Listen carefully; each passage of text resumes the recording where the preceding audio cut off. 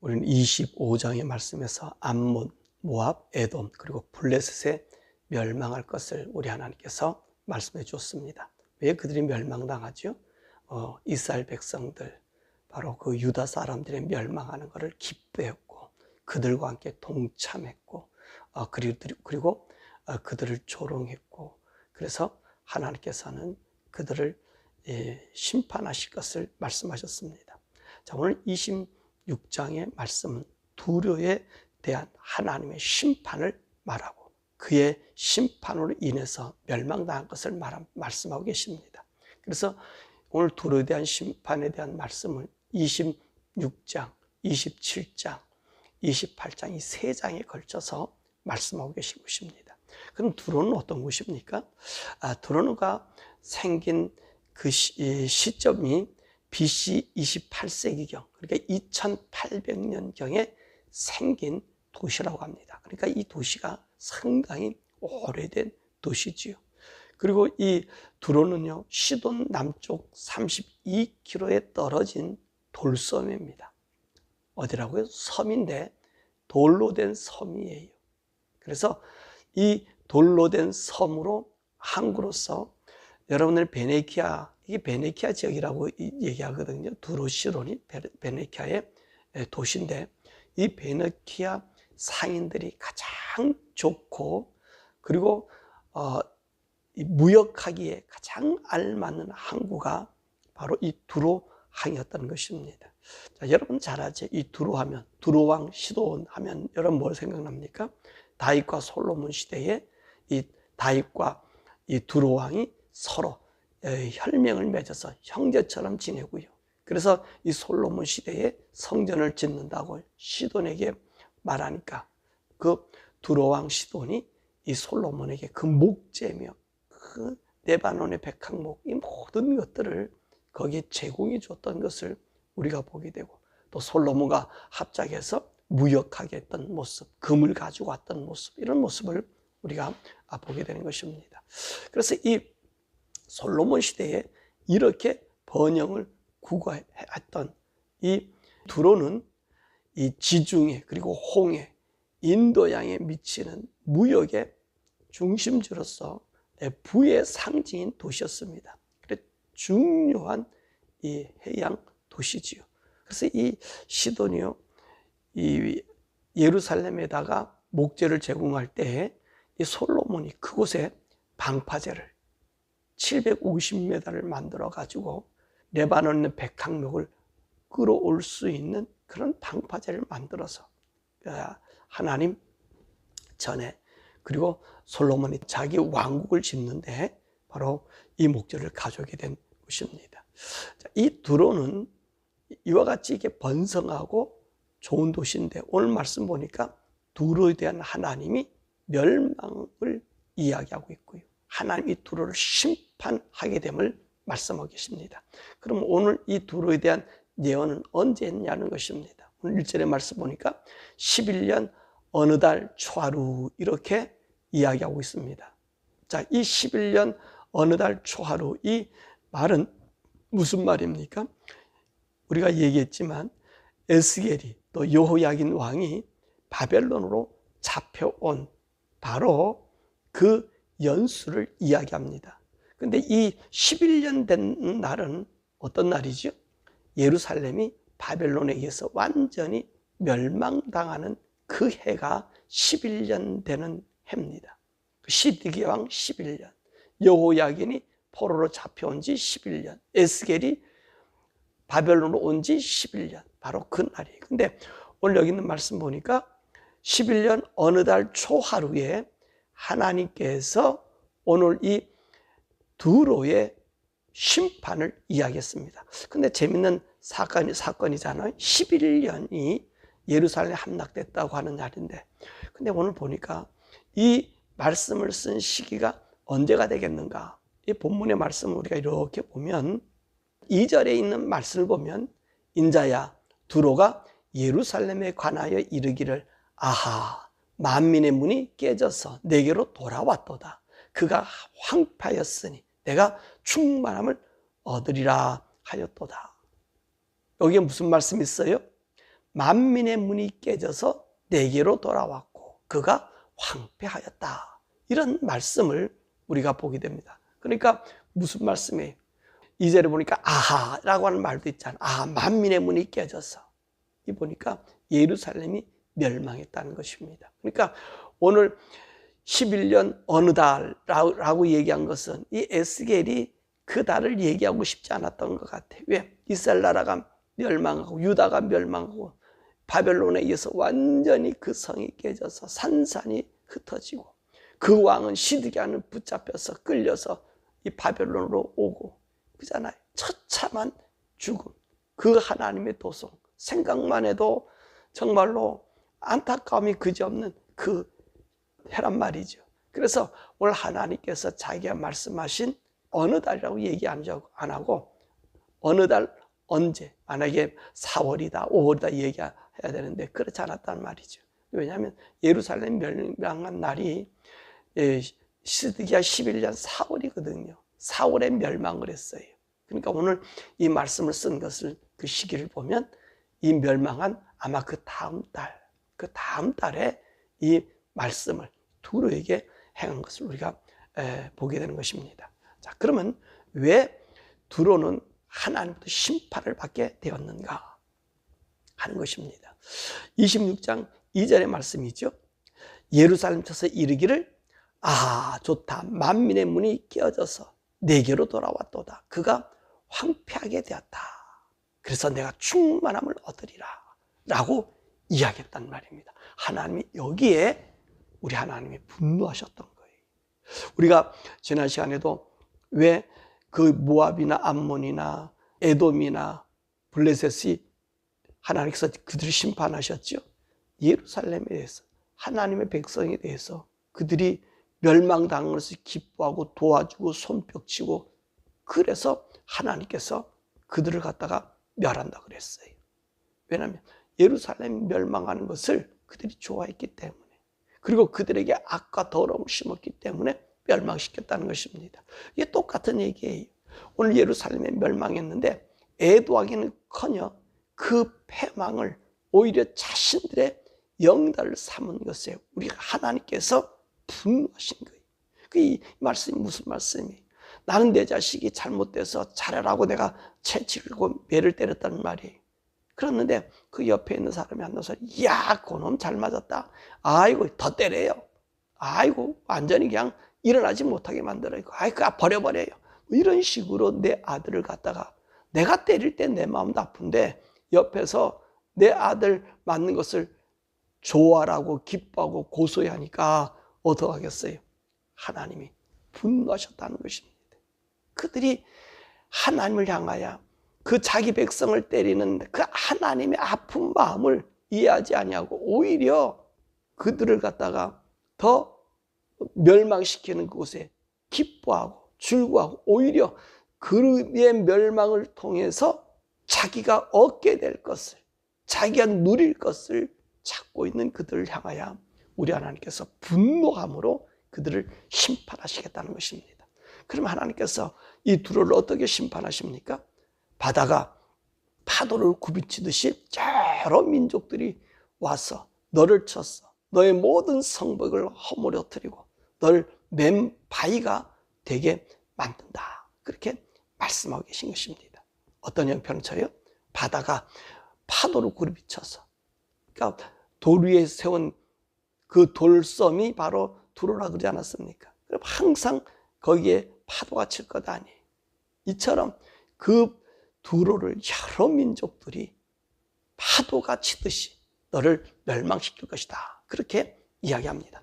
하나님께서는요, 예루살렘을 멸망시키고 난 이후에 바벨론 왕, 오늘 본문에도 말씀 있습니다만은 느부갓네살을 침공하게 만듭니다. 어떻게 침공하느냐?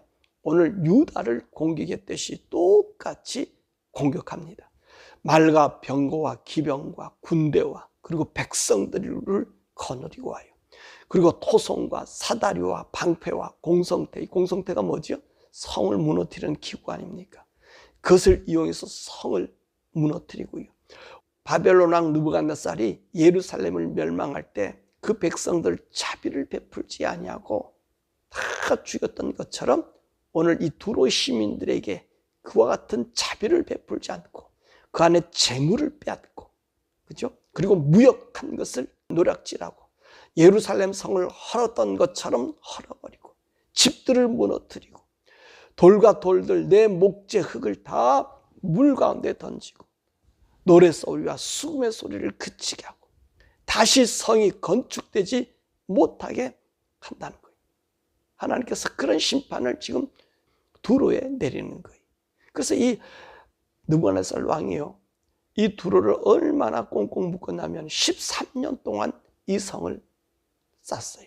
그러니까 이 두로가 바다에 있다 보니까 이 바벨론 군대는 땅의 군대가 아닙니까? 점령하기가 쉽지 않았던 거죠. 그리고 그들이 생존할 수 있었던 것은 항해술이 있으니까 항해술로 해가지고 저기 애굽이나 이 다른 쪽에서 양식을 지중해 중심으로 해가지고 있으니까 그 꼭대 유럽 쪽에서 양식을 가지고 그렇게 저항한 거예요. 그러니까 반대로 얘기하니까 어떤 상황이 돼요? 이 성이 허물어졌을 때, 이 성을 점령했을 때 어떤 마음을 가졌겠어요? 이게 전혀 이 바벨론 왕 느부갓네살이 이걸 가만두지 않았단 말이죠. 예루살렘 성도 그렇잖아요. 자기를 배반했다고 올라와가서는 그렇게 무너뜨려 버리고요. 하나님의 성전에 있는 금은 병 모든 기구들을 다 가져가 버리고 그러지 않았어요. 다 성을 완전히 해쳐버렸잖아요. 똑같은 일을 오늘 이 느부갓네살이 생각해 보세요. 13년이 예루살렘은 3년인데 여기는 13년을 이들과 항쟁했던 거예요. 그래서 느부갓네살이 이 두로를 완전히 멸망시켰고요. 자, 그 멸망시키는 이 모습을 보고 모든 해상의 왕들이 조복을 벗고 순옷을 벗고 떨며 놀라며 애가를 불렀다는 거예요. 그러니까 우리가 무엇을 알 수 있어요? 이 느부갓네살이 와서 얼마나 처절하게 그 성을 응징한 모습을 우리가 보게 됩니다. 그리고 11절에 보니까 석상의 땅에 엎드려뜨렸다 그렇게 얘기했어요. 이거는요, 두로의 신임 멜카르스 신전에 세웠던 우상들을 얘기해요. 바벨론 느부갓네살이 예루살렘 와서도 그랬잖아요. 하나님의 성전을 흩쳐버렸잖아요. 똑같아. 이 바벨론 느부갓네살이 그러거든. 나 외에 다른 신이 어디 있느냐? 그렇게 느부갓네살이 얘기했거든요. 그렇잖아요. 그래서 신상도 그렇게 세웠잖아요. 신상을 세워서 자기를 경배하게 만들게 그런 신상을 세우지 않았어요. 그리고 절하지 않으면 풀무속에 집어넣는 그런 일한 것처럼 느부갓네살이 와서 멜카르스 신전에 세웠던 우상들을 제거했어요. 이 멜카르스 신전에 세웠던 우상이 뭐냐? 주신이 뭐냐면 그걸 바알 신이에요. 그리고 아세라 신이에요. 그리고 여러분 이제 블레셋에서 왔을 때는 다곤 신 아니에요. 이런 신들의 바로 그 핵심이 메르카스 이 두로에서 왔단 말입니다. 그래서 이세벨이 아합에게 시집 왔을 때 북왕조에 무엇을 데리고 와요? 그 바알 선지자들을 데리고 오잖아요. 그들 갖다가 바알 신을 완전히 이스라엘 속에 집어넣는다는 말이에요. 하나님 바로 그 석상을 무너뜨려 버린다는 거예요. 누가요? 느부갓네살의 손에 의해서 완전히 무너뜨려.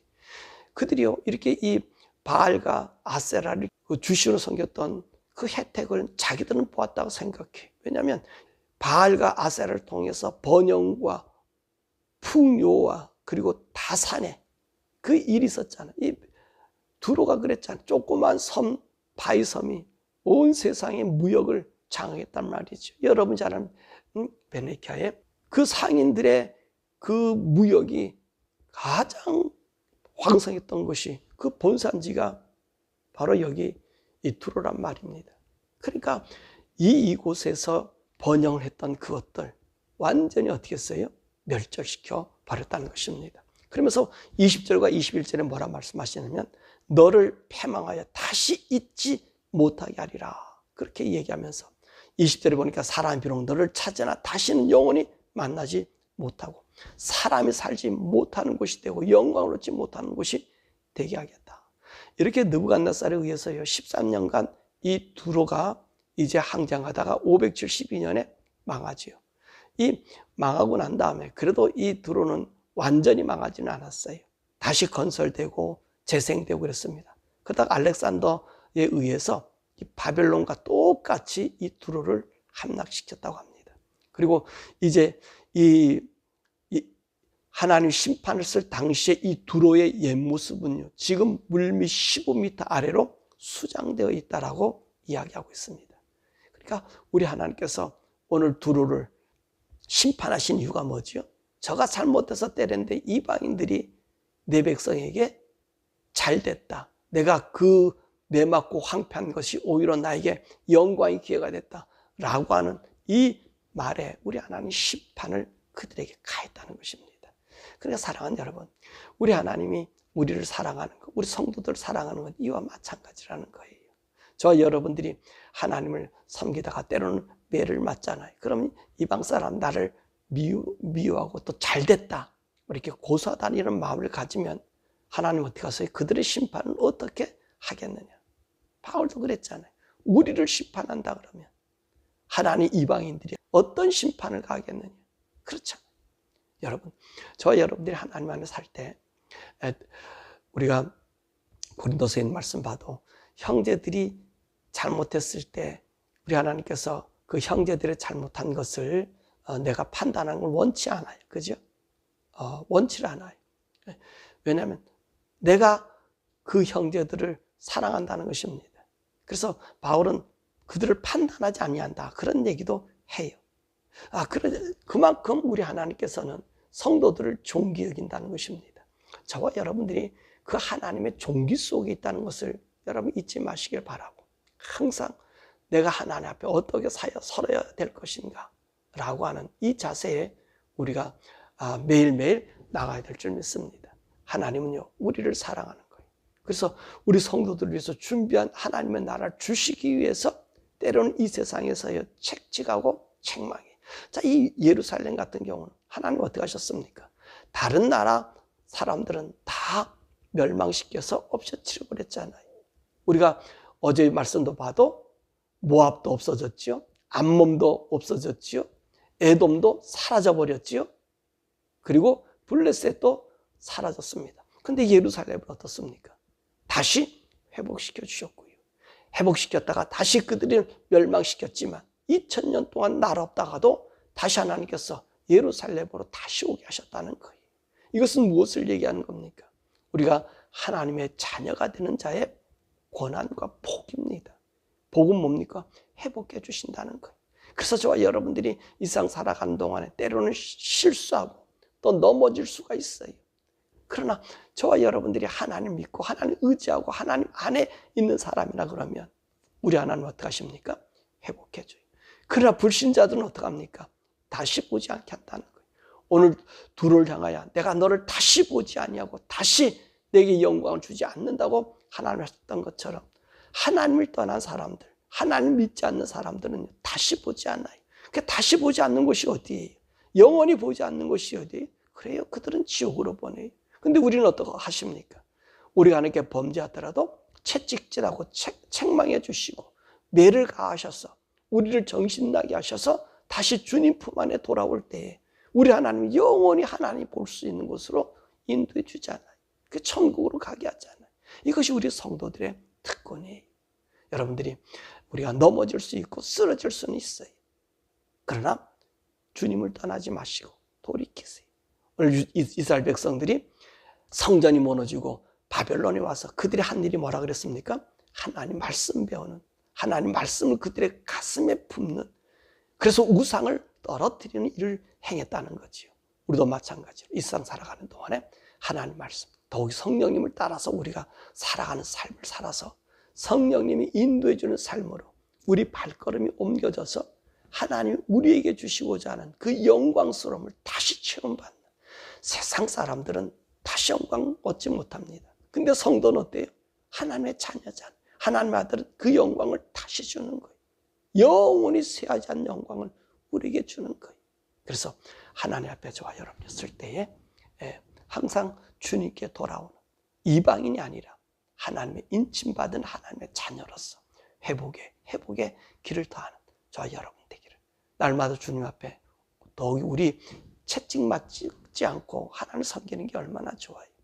채찍 맞지 아니하고 멸망당하지 아니하고 고통당하지 아니하고 하나님 앞에 우리가 온전히 서서 이 믿음의 순례길에서 승리하는 우리들의 삶 되기를 주님의 이름으로 축원합니다.